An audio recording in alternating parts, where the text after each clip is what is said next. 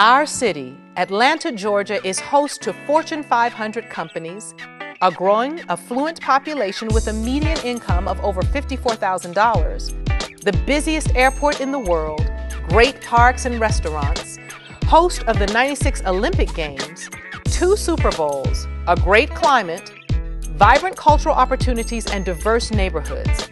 A city enjoying a repopulation of Georgia residents moving back to the city. Looking west from the windows of Atlanta's tall buildings is a view of the Dome Stadium and a scene of beautiful trees. Yet shadowed beneath the trees, across from the Dome Stadium, exist 2 neighborhoods known as Vine City and English Avenue, hidden in plain sight. 2 neighborhoods that tell a story of neglect, poverty, crime, disenfranchisement, and cut off from the economic prosperity just a few blocks away.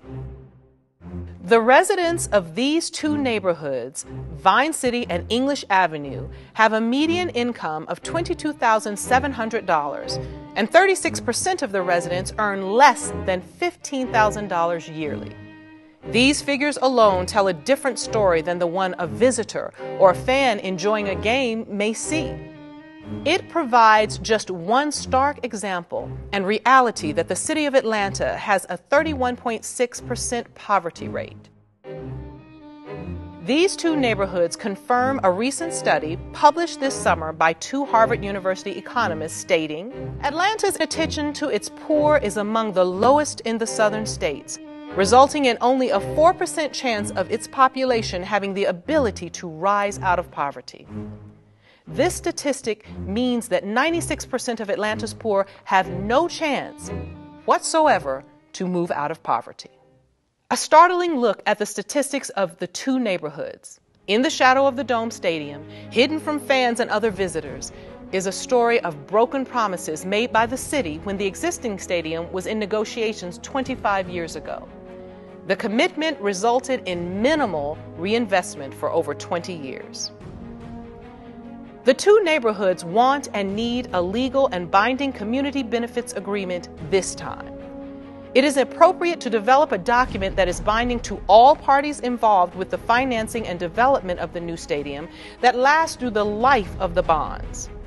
It will be a benefit for the city as well as improved neighborhoods around the new stadium.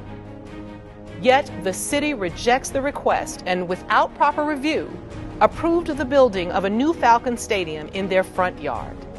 It has instead set up a flawed community benefits committee, staffed by city personnel, council members, and affiliated city agencies, all who have a vote and effectively overrule the voices of the 2 most impacted neighborhoods. These neighborhoods are underrepresented and outvoted. The committee structure successfully pits neighbor against neighbor who are offered empty promises of project support. The attitude of the city has been to offer the promise of a plan, listing projects and $15 million of tax allocation development dollars that will have minimal effect on the interiors of either community. The potential is that the plan will be just that, a plan. Vine City and English Avenue are examples of a voiceless population hidden beneath the trees.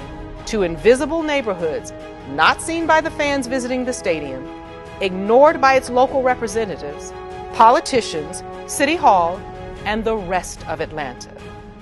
Its residents are the 96% that will never escape their impoverished conditions.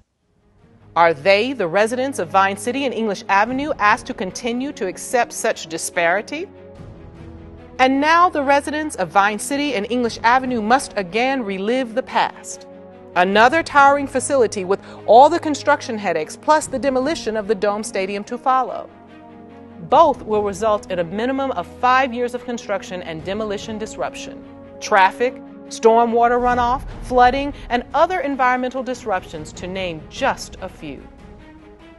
These neighborhoods are asked to suffer through all of this, and the request for a return on their suffering, a community benefits agreement, is found to be an unreasonable request. Yet other examples of community benefits agreements exist and have made significant differences in other cities. Without a community benefits agreement, these neighborhoods will not be able to address the deterioration they continue to live with. The deterioration that builds on existing blight, increased crime, and a place where no child and family should exist.